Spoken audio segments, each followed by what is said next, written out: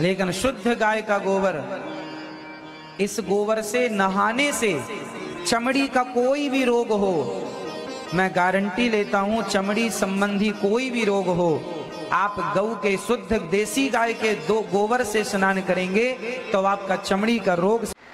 अस्सलामु अलैकुम वरहमतुल्लाहि वबरकातुहू। मोहतरम हज़रात, आप इक़रा टीवी देख रहे हैं। सुबह शाम आप तक दीन की दावत, अच्छी बातें और ख़बरें आप तक पहुंचाई जाती हैं।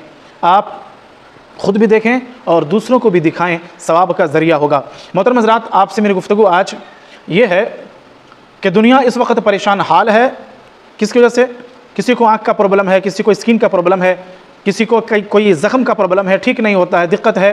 लोग चारों तरफ डॉक्टरों की तरफ दौड़ रहे हैं और डॉक्टर से इलाज करा रहे हैं, कोई हकीम से, कोई तबीब से, बहुत तरीक़े से। मगर हमने आज यूट्यूब में देखा, फेसबुक में ये वीडियो चारों तरफ दौड़ रहा है। मैंने ये देखा कि एक बाबा जी कह रहे हैं, पहले तो हम ये सुनते थे कि गाय का पेशाब पीने से आदमी बहुत तरह की बीमारियों से उसको शिफा मिल जाता है। कहते कौन थे? ये बाबा लोग ही कहते हैं। मगर आज एक बाबा से मैंने जो बात सुनी वो तो और अजीब बात यह है। बाबा कह रहे हैं कि गोबर को स्किन में यानी चेहरे में इस्तेमाल करने से चेहरा बिल्कुल आपका तरोताज़ा और मतलब चेहरे में नूरानी और रोशनी आ जाएगी।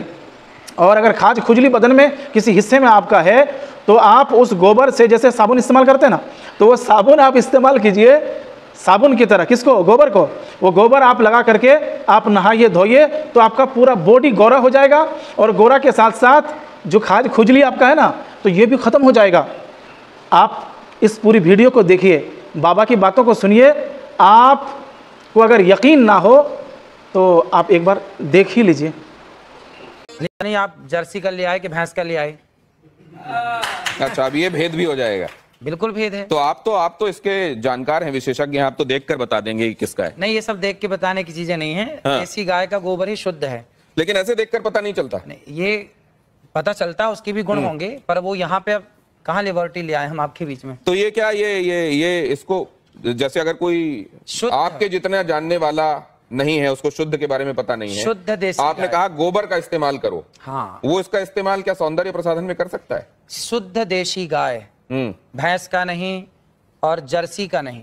जर्सी का तो बिल्कुल नहीं, भैंस का तो बिल्कुल नहीं, केवल शुद्ध देसी गाय, वेद लक्षणा।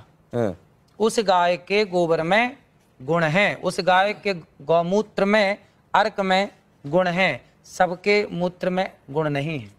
नहीं तो अगर इस तरीके से गोबर आपको कहीं मिले तो उसको सौंदर्य प्रसाधन के तौर पर इस्तेमाल नहीं करना चाहिए। ये गोबर खेतों में डाल के खाद बनाने के काम का है, लेकिन जो देशी गाय का गोबर है वह आपके लिए अमृत का। आपने क्या कहा था गोबर के संदर्भ में? क्या आपने इस तरीके के भेद बताते हुए कहा था? जरा वो देखते हैं, वो सुनते हैं। एक बार दिखाइए जरा, फिर उसके बाद चर्चा में वापस आता है। आपने कभी गाय के गोबर से अपने मुंह को धुला? नहीं।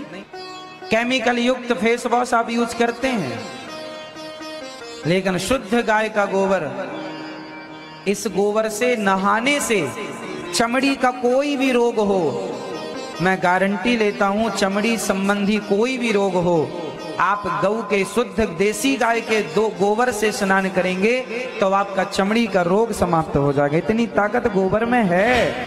देखिए, मैंने कहा, और सिर्फ इतनी बात नहीं है, बांझपन का भी इलाज है ये। तो ये गाय के संदर्भ में आपने कहा, ये बात स्पष्ट है।